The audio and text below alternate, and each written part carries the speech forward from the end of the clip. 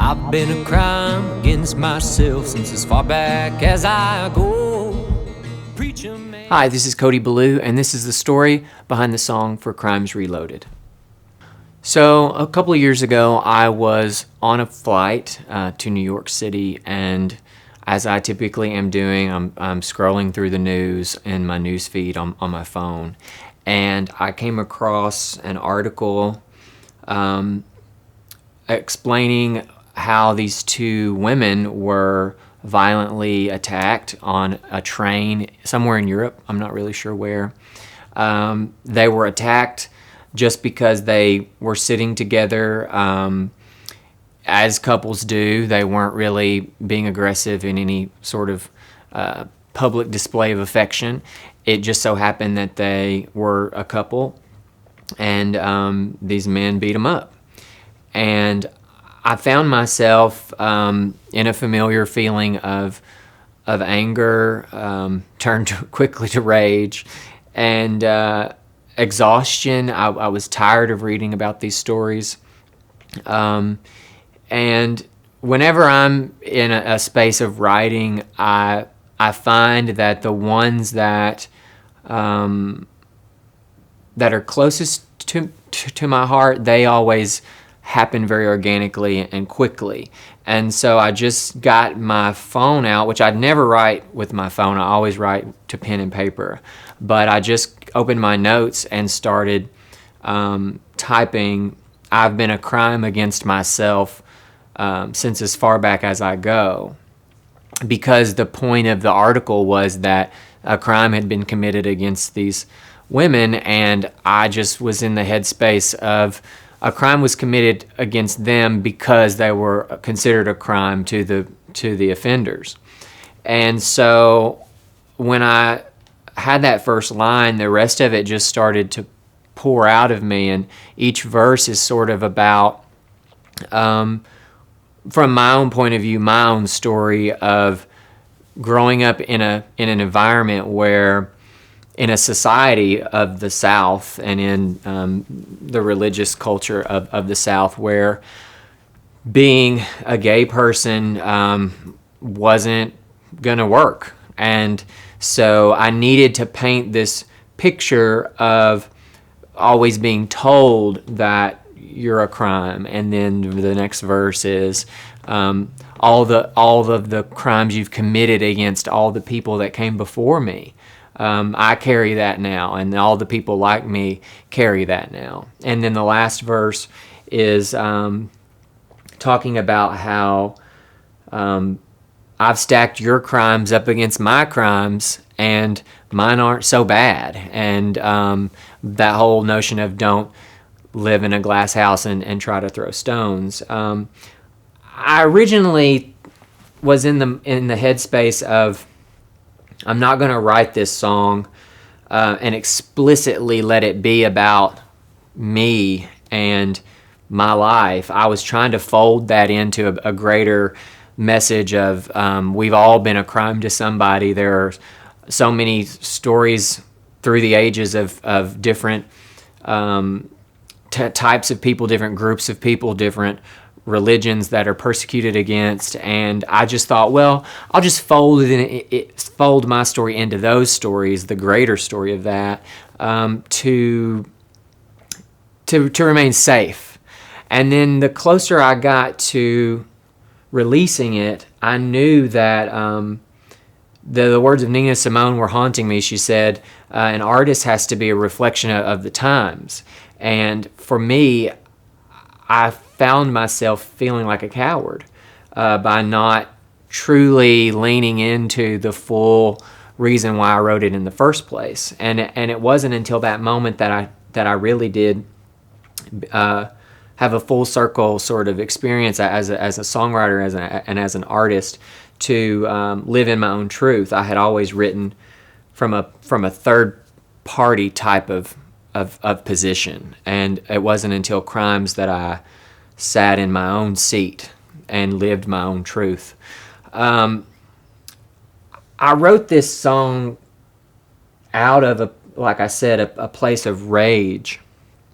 And so it sounds violent. The lyrics are violent. The finish is violent. I was constantly being reminded of Matthew Shepard and the way he was drug around and tied to a fence post. And so the chorus of the song is sort of reminiscent of what happened to him, because I needed for the people that love me and that want me to succeed to hear me put myself in that place of being beaten to death. And I just felt like the only answer to the violence being perpetrated against all of us, even today you'll open your news app and find a similar story to the one I read those years ago.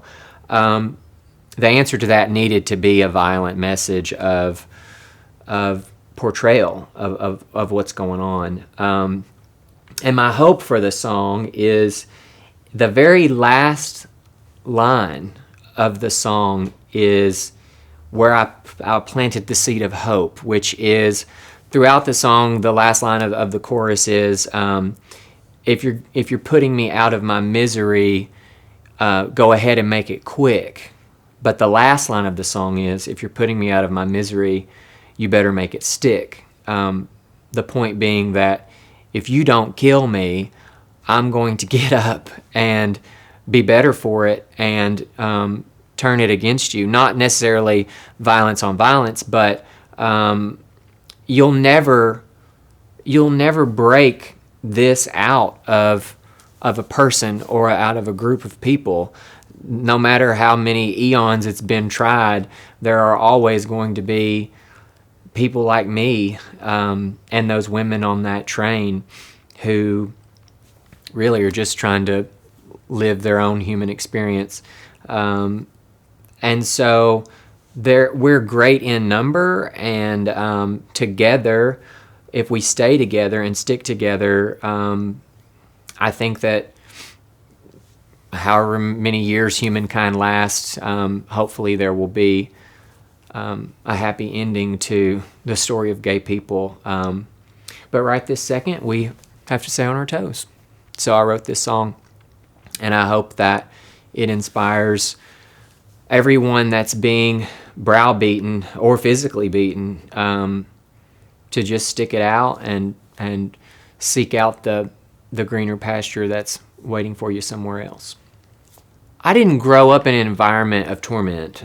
Luckily, I was able to adjust, and as best I could, I think I was a chameleon of sorts, and I could ride horses really well, and so that was something in my favor because we were a rodeo family, and so I could sort of take the attention away and minimize any attention I might be drawn to myself in other areas. But when I went to college, I started to come out of the closet.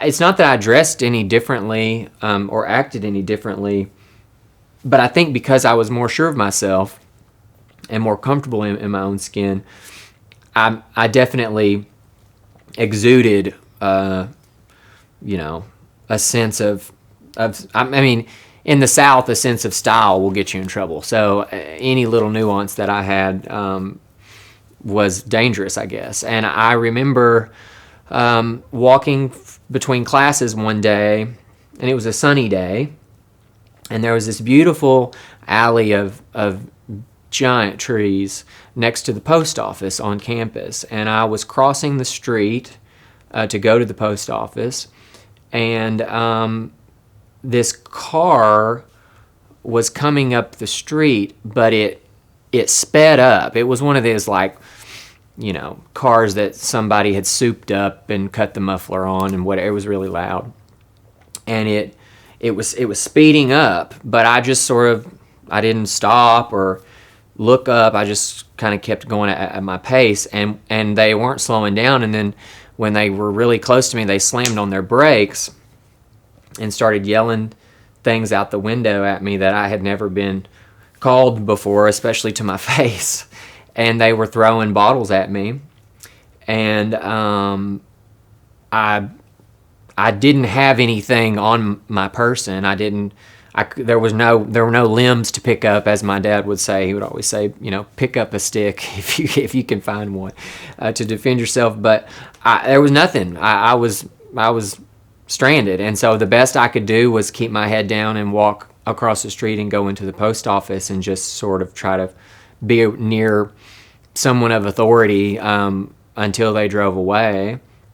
And I had almost forgotten about that story, because in the grand scheme of things, it didn't hurt me, but it sure made me hyper aware of everywhere I am in public from then on. I'm never just completely comfortable walking around. I'm always looking around and making sure I know where everyone is, and especially where those that might be threatening are.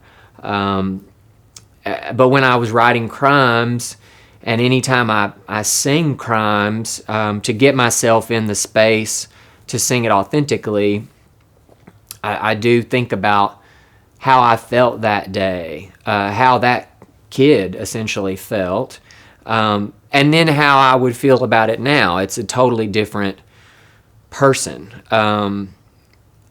And the point is, that's a minor occurrence in my life, but that little moment happens all the time to all kinds of people, whether they're gay or not. It just happens to the marginalized. And I think that luckily nothing happened, but I'll never forget it. I stacked your crimes right up against mine to see who's got it worse. And so far you're no better than me, and mine's not such a curse. So throw your stones and crack my bones if it helps you sleep at night. 'Cause God's had a hold of me all of my life, and Lord, I'm hanging on tight.